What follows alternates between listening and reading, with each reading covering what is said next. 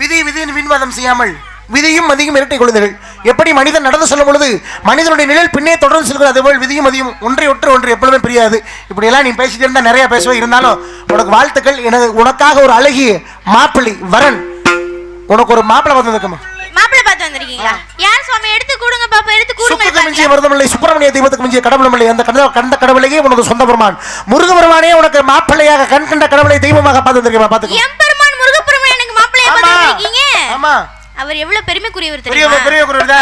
சிக்கலிலே வேல் வாங்கி செந்தூரிலே தேவர்களை சூரர்களை அழித்து அசுரர்களை அழித்து தேவர்களை காத்தவர் எம்பெருமான் முருகப்பெருமான். அவர் எங்க இருக்காரு?